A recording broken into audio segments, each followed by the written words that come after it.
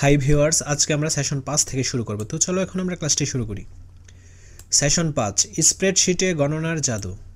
আমরা গত সেশনে আলোচনা করেছিলাম কিভাবে একটি ফর্মুলা বসিয়ে শত হাজার গণনা এক মুহূর্তে করা যায়। কিন্তু আমরা যে অনুশীলন করেছি সেগুলোতে প্রতিটি হিসাবের জন্য আমরা আলাদা আলাদা ফর্মুলা বসিয়েছি। আজকে আমরা একটি মজার টুলের ব্যবহার শিখব, যেটি ব্যবহার করে এই মুহূর্তে গাণিতিক সমাধান করার কাজগুলো করে ফেলা যায়। এই টুলটির নাম ফিল হ্যান্ডেল। তো এই যে এই টুলটা,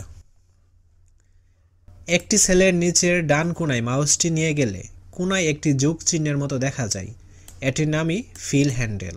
এই যে যোগ চিহ্নের মতো দেখা যাচ্ছে, এটা হচ্ছে ফিল হ্যান্ডেল। একটি সেলে একটি ফর্মুলা দিলে সেই ফর্মুলাটি যদি নিচের সেলগুলোর জন্য প্রযোজ্য হয়, তাহলে ফর্মুলা যে সেলে দেওয়া আছে ওই সেলটির কোণায় কার্সার রেখে ক্লিক করে নিচের দিকে যতদূর নামাতে থাকবো ততদূর এই ফর্মুলাটি সমাধান করে দিবে। ধরি আমরা প্রতিটি শিক্ষার্থীর ষষ্ঠ ও সপ্তম শ্রেণীর উপস্থিতিকে গুণ করব। আমরা যে রুতে স্টুডেন্ট 1 আছে এর সর্বডানের কলামে ফর্মুলা বসাবো এবং ইন্টার চাপবো। তো এখন আমরা এই কাজটা দেখব। প্রথমেই সমান দিতে হবে, তারপর স্টুডেন্ট 1 এবং আমাদের কাজটা কি গুণ স্টুডেন্ট 2, দেন ইন্টার চাপবো। তো স্টুডেন্ট 1 এবং স্টুডেন্ট 2 এর কি হলো, গুণফল বের হলো। দেন এখানে কার্সরটা রেখে এই যে কোণায় নিব, কোণায় নেওয়ার পর ফিল হ্যান্ডেলড এই বাটনটা আসবে বা এই চিহ্নটা আসবে। এই চিহ্নটা আসার পর ধরে শেষ পর্যন্ত নিয়ে যাব। তো সবগুলো রেজাল্টই দেখো এসে পড়েছে। তো এই হলো ফিল হ্যান্ডেলের জাদু। ইন্টার চাপার পর স্টুডেন্ট 1 এর জন্য ফলাফল পেয়ে গেছি। এবার ফিল হ্যান্ডেলটি ব্যবহার করে স্টুডেন্ট 10 পর্যন্ত নিচে নামাতে থাকব। দেখব যতই কার্সার নিচে নামাচ্ছি সবগুলোর সমাধানই হয়ে যাচ্ছে। আমরা অলরেডি এই প্রসেসটা দেখেছি।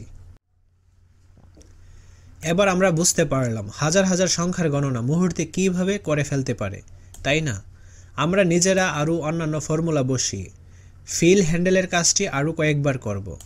শ্রেণীকক্ষের সবাই একবার করে চেষ্টা করব। স্প্রেডশিটে অনেক ফিচার আছে যেগুলো আমাদের পড়াশোনা ও পেশা জীবনে অনেক কাজে লাগবে। প্রতিনিয়ত নতুন নতুন প্রোগ্রাম তৈরি হচ্ছে, তাই আজকে আমরা যে অ্যাপ্লিকেশন দিয়ে শিখছি কিছু বছর পর হয়তো সেই অ্যাপ্লিকেশনগুলো নাও থাকতে পারে। তার জন্য আমরা খুবই প্রয়োজনীয় ফিচারগুলো জেনে নিচ্ছি, যাতে যে নতুন অ্যাপ্লিকেশনই আসুক না কেন আমরা খুব দ্রুত আয়ত্ত করে নিতে পারি। এখন আরেকটি টুল অনুশীলন করব। এটিকে বলে শর্ট অ্যান্ড ফিল্টার। বাংলা করলে দাঁড়াবে বাছাই করা এবং ছেঁকে ফেলা।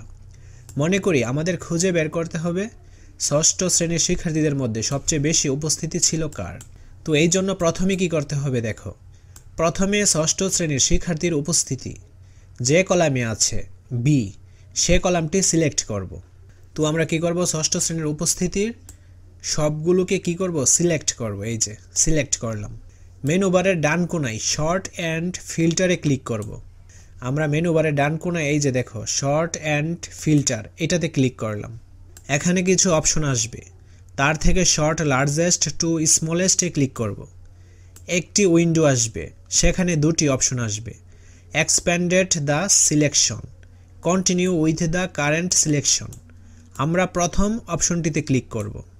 তো এখানে দেখো শর্ট অ্যান্ড ফিল্টারে ক্লিক করলাম, দেন শর্ট স্মলেস্ট টু লার্জেস্ট এটাতে ক্লিক করলাম, তারপর এক্সপ্যান্ড দ্য সিলেকশন এইটাতে ক্লিক করব, দেন শর্টে ক্লিক করব।